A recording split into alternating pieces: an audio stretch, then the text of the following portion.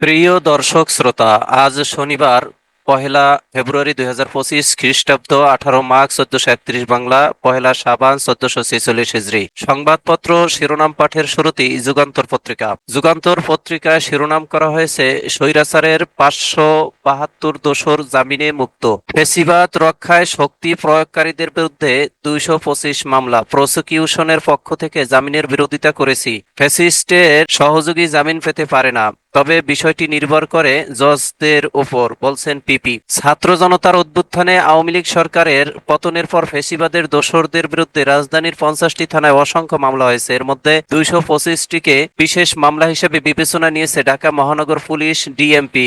এসব মামলায় সাবেক প্রধানমন্ত্রী শেখ হাসিনা এবং আওয়ামী লীগের সাধারণ সম্পাদক ওবায়দুল কাদের সহ দলটির শীর্ষ পর্যায়ের নেতা, সাবেক বর্তমান আমলা, আইনশৃঙ্খলা রক্ষাকারী বাহিনীর তৎকালীন পদস্থ কর্মকর্তা, বিতর্কিত ব্যবসায়ী সহ ভিআইপিদের আসামি করা হয়েছে। হেভিওয়েটদের পাশাপাশি প্রতিটি মামলায় আওয়ামী লীগের অঙ্গ সহযোগী সংগঠনের স্থানীয় নেতাকর্মীদের আসামি করা হয়েছে। আসামিদের অনেকেই গ্রেফতার হয়েছেন, কিন্তু আদালত থেকে জামিন পেয়ে যাচ্ছেন তারা। বিশেষ মামলাগুলোর মধ্য থেকে 26 জানুয়ারি পর্যন্ত জামিনে মুক্তি পেয়েছেন 572 জন। সম্পাদকের কথা, যেন পেরিয়ে এলেম অন্তবিহীন পথ। রজত জয়ন্তী উৎসবে যুগান্তর। দেখতে দেখতে রজত জয়ন্তী হয়ে 26-এ প্রবেশ করলো যুগান্তর। ফ্যাসিবাদ মুক্ত দেশে এই আনন্দ ঘন সময়ে আমরা যুগান্তর পরিবারের পক্ষ থেকে সর্বস্তরের পাঠক, লেখক, বিজ্ঞাপনদাতা, এজেন্ট, হকার সহ সব শুভাকাঙ্ক্ষী হিতাকাঙ্ক্ষীর প্রতি জানাই অন্তরের অন্তঃস্থল থেকে উৎসারিত শুভেচ্ছা ও ভালোবাসা।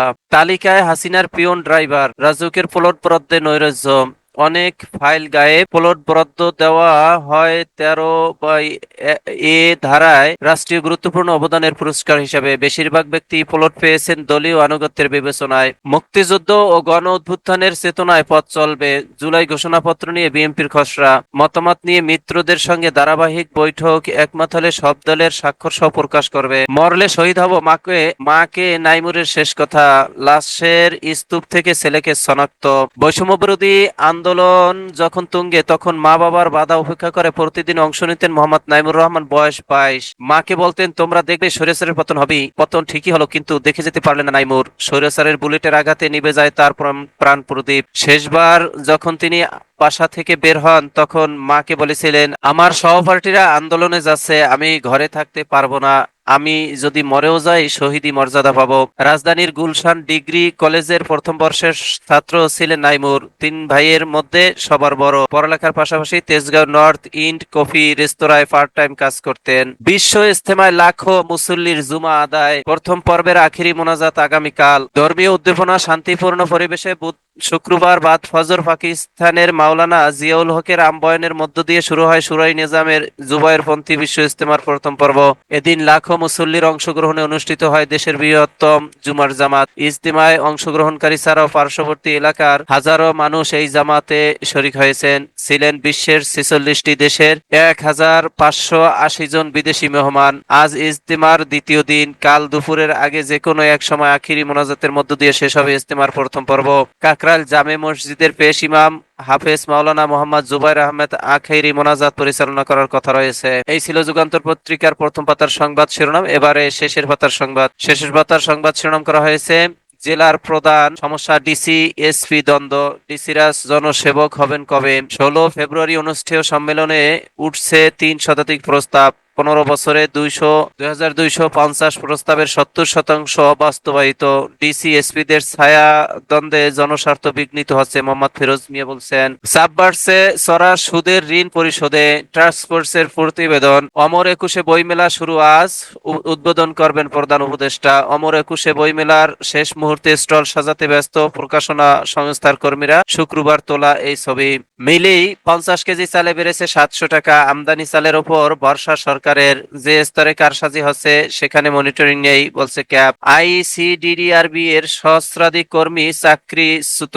মার্কিন সাহায্য বন্ধের প্রভাব। সেরা প্যাভিলিয়ন যমুনা ইলেকট্রনিক্স। পর্দা নামলো আন্তর্জাতিক বাণিজ্য মেলার। পূর্বাচলে ঢাকা আন্তর্জাতিক বাণিজ্য মেলার সমাপনী দিনে শুক্রবার বাণিজ্য উপদেষ্টা শেখ বশির উদ্দিনের কাছ থেকে প্রথম পুরস্কার গ্রহণ করেছেন যমুনা ইলেকট্রনিক্সের পরিচালক সেলিমুল্লাহ আবদুল্লাহ সেলিম। মহান ভাষার মাস, শুরু হলো ভাষার মাস, বছর ঘুরে আবার হইলো ফেব্রুয়ারি। বাঙালির জীবনে অত্যন্ত গুরুত্বপূর্ণ এই মাসটির পরিচিতি ভাষার মাস হিসাবে। এই ছিল যুগান্তর পত্রিকার শিরোনাম। এবারে দৈনিক ইত্তেফাকের শিরোনাম করা হয়েছে, ফিনান্সিয়াল টাইমসকে সাক্ষাৎকার, প্রধান উপদেষ্টা হওয়ার আগে পরের ঘটনা জানালেন ডক্টর মোহাম্মদ ইউনূস। গত বছরের 5 আগস্ট সরকার পতনের পর প্যারিসের এক হাসপাতালে থাকাকালীন অন্তর্বর্তীকালীন সরকারের প্রধান উপদেষ্টা হওয়ার প্রস্তাব পান অধ্যাপক মোহাম্মদ ইউনূস। তখনকার সময় তার ভাবনা, ঢাকায় আন্দোলনরত ছাত্রনেতাদের সঙ্গে ফোনালাপ এবং পুরো ঘটনার অভিজ্ঞতা নিয়ে খোলামেলা কথা বলেছেন তিনি। সম্প্রতি সুইজারল্যান্ডের দাভোসে বিশ্ব অর্থনৈতিক ফোরামের বার্ষিক সম্মেলনে অংশ নেন অধ্যাপক ইউনূস। ছাত্রদের নতুন দল, নেতৃত্বে থাকছেন নাহিদ, সদস্য সচিব পদে আলোচনায় 3 জন। বিশ্ব ইজতিমার প্রথম পর্ব শুরু, তুরাগ তীরে লাখো মুসল্লির জুমার নামাজ আদায়। জ্বালানি তেলের দাম বাড়লো, ক্ষতিগ্রস্ত ব্যবসা প্রতিষ্ঠান পুনর্গঠনে নীতি সহায়তা কমিটি গঠন, ইচ্ছাকৃত খেলাফি চিহ্নিত করাই হবে বড় চ্যালেঞ্জ। জ্বালানির মূল্যবৃদ্ধি মরার ওপর খরারগা, আনোয়ারুল আলম চৌধুরী বলছেন। আব্দুল হক বলছেন, ঋণের সুদ কমানোর বিষয়টি বিবেচনায় নিতে হবে। 21শে বই মেলা শুরু।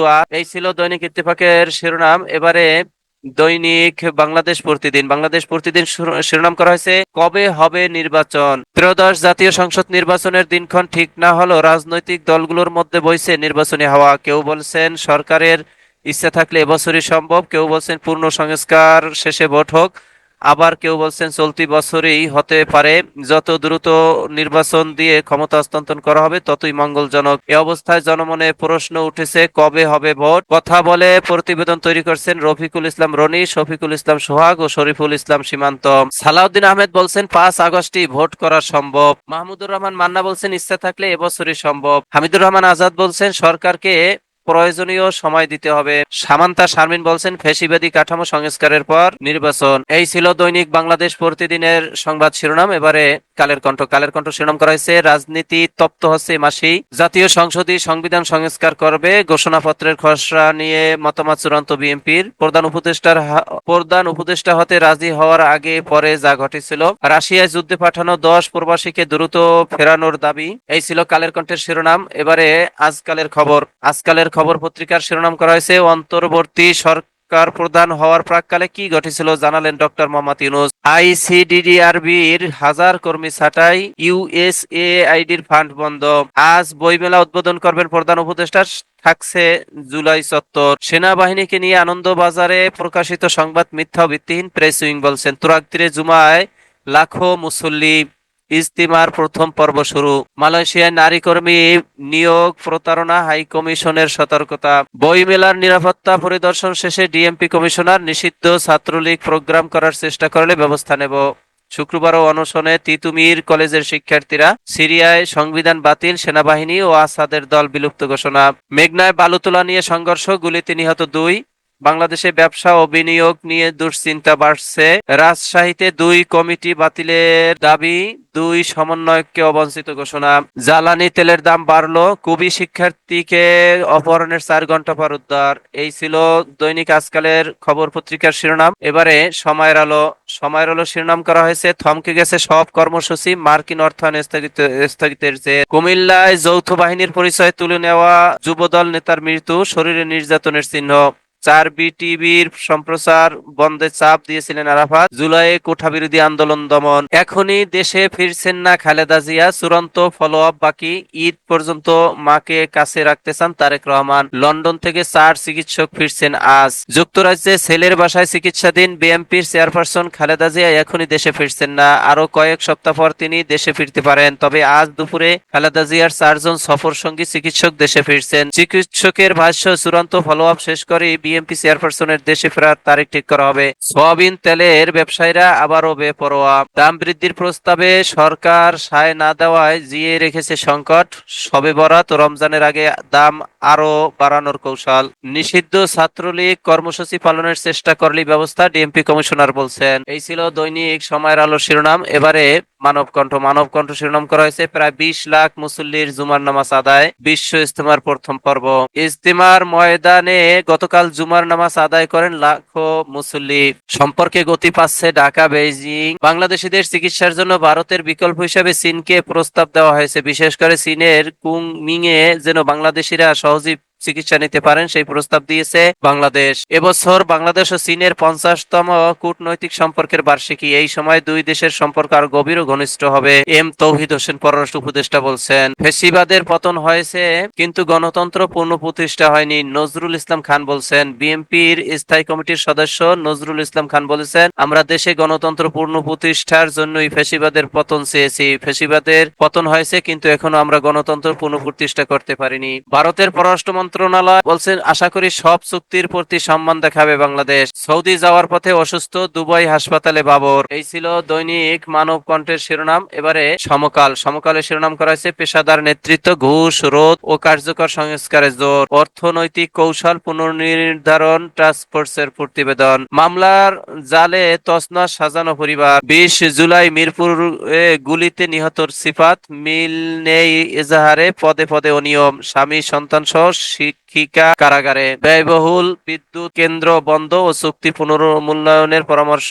আমদানি নির্ভর নীতিমালার কারণে দেশের জ্বালানি খাত ঝুঁকির মুখে। এই ছিল সমকাল পত্রিকার শিরোনাম। এরই মাঝে শেষ হলো আজকে পত্রিকা পাঠের সময়। আপনারা সকলেই ভালো থাকবেন, আল্লাহ ভালো রাখুক এই প্রত্যাশা কামনা করে শেষ করছি। আসসালামু আলাইকুম রহমতুল্লাহ।